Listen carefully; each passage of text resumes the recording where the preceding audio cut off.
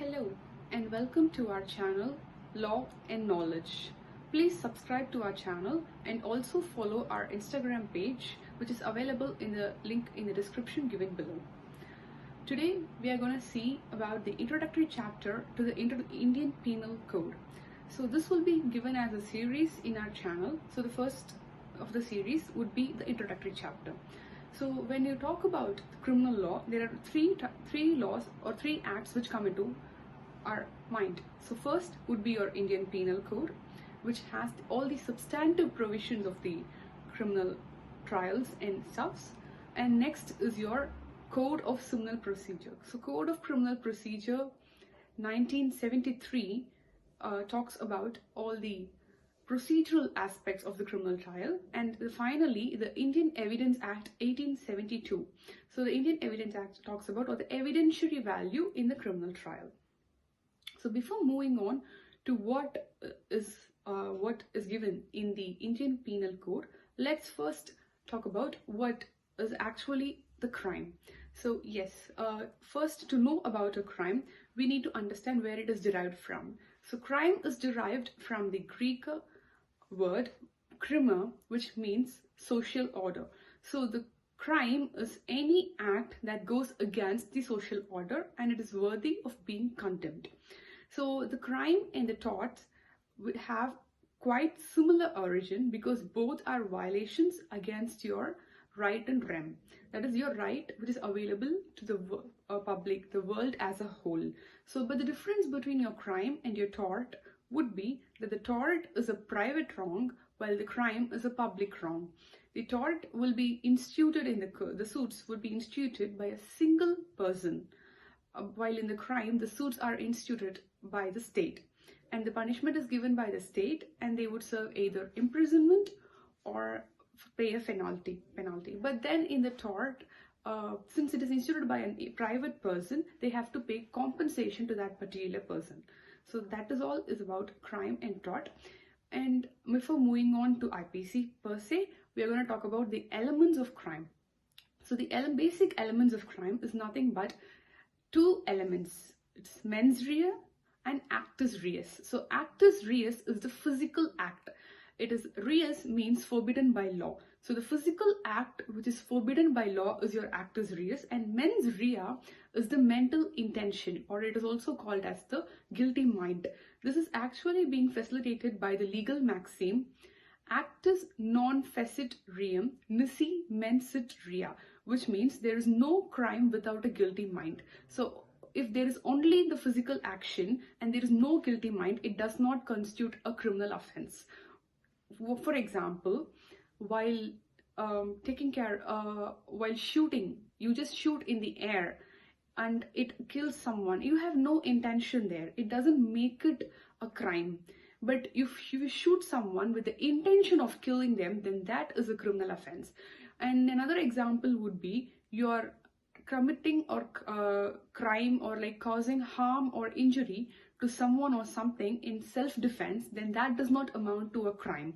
But if you're doing it with an intention to take revenge, then that amounts to a crime. So that is where there is a thin line of difference between your guilty mind. But this guilty mind, that is your mens rea, is nothing but the mental intention. So there is a difference between your mental intention and your motive to commit a crime. So the motive is nothing but what actually drives you to commit the crime. For example, when I spoke about an act which you're doing as a part of your revenge in the form of vengeance, so that act which originally drove you to take revenge and to do that act in vengeance is the motive. Just having a motive without the physical act or the guilty mind does not commit a crime, does not constitute a crime. But then if you're gonna do the motive, if it leads to the intention, and if you're going to commit the act, then that would relate to the crime. So now we'll talk about what is Indian Penal Code. So the Indian Penal Code, which was enacted in the year 1860, that is 1860, it was actually provided to us by Lord Macaulay, who was the president of the first Indian Law Commission, which was constituted in 1834. So the Indian Penal Code, as I've already said, is called as IPC, and it provides for the substantive provisions of all the criminal crimes and the criminal laws. So it will also talk about the crimes and what are the punishments available for such crimes and how you differentiate those crimes. So the IPC actually consists of 23 chapters and 511 sections, which gives out the crimes as well as the punishments for that, and those punishments can either be life imprisonment or penalties in the form of fines. So I would like to talk about the introductory chapter, in which the preamble of the IPC talks about the object and the purpose of this Indian Penal Code.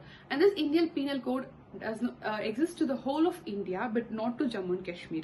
Jammu and Kashmir has a special status. They have something called as Ranbir Penal Code, which is similar to the IPC to govern their criminal proceedings. So moving on to what the jurisdiction of the Indian Penal Code. So you have extraterritorial jurisdiction as well as the territorial jurisdiction. So extraterritorial jurisdiction will be when one commits a crime outside India, but still it is tried within the courts of India. This would be mostly with relation to your intellectual property and your cyber crimes. So we'll be dealing with that later in detail in this various videos of this series. So now I would like to read out what are the chapters that are available, the 23 chapters that has the 511 sections. So what are the chapters that are available in the Indian Penal Code? So as I already said, the first is your introductory chapter. The second would be your general explanations to talk about the definitions and such. The third would be of punishments, which is also very general, which talks about the various doctrines that governs the punishments and such. And the fourth chapter is your general exceptions. So how you defend yourself in a criminal proceeding is what is the general exceptions. So that is given in the fourth chapter.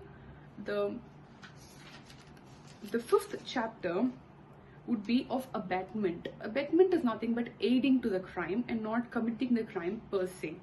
So chapter 5A is about criminal conspiracy. Chapter 6 talks about offenses against the state, like your sedition, waging war against the government and such things. And chapter 7, which is very important, it is relating to the offenses relating to the Army, Navy and Air Force. And then your chapter 8 is offenses relating to those against the public tranquility. Then your chapter 9 is offenses by or relating to your public servants. Then your chapter 9A would be of the offenses which are relating to the elections. Your chapter 10 would be of contempt of the lawful authority of the public servants. Your chapter 11 is of false evidence and offenses against public justice. Your chapter 12 is of offenses relating to coin and government stamps, for example, your counterfeit currencies and such. And then your chapter 13 is of offenses relating to weights and measures. And then your chapter 14, which is also very important because the nuisance case and everything comes under this chapter only. It is of offense affecting the public health, safety, convenience, decency and morals. Then your chapter 15 is of offenses relating to religion. And then your chapter 16 is of offenses affecting the human body, of offenses which are affecting the life also. Your murder, culpable homicide and everything else would be coming under this chapter. It also includes those of hurt, offenses relating to hurt, grievous hurt and such. And also the wrongful restraint and confinement, which we'll be dealing later on. So anything relating to your body is dealt under this chapter. So we'll be dealing on the various videos in this particular series. So the next chapter, which is your chapter 17, would be of offenses against your property, like your theft, extortion, robbery, dacoity and such. And then is your chapter 18, which is your offenses relating to documents and to property marks. And then your chapter 19 is of criminal breach of contract of service. And then chapter 20 is offenses relating to marriage. And then the chapter 20A talks about cruelty by husband and or relatives of the husband, which has only one section, which is your 498A. That is husband or relative of the husband subjecting cruelty to the women or the wife. Then your chapter 21 will be of defamation. Your chapter 22 is of criminal intimidation, insult and annoyance.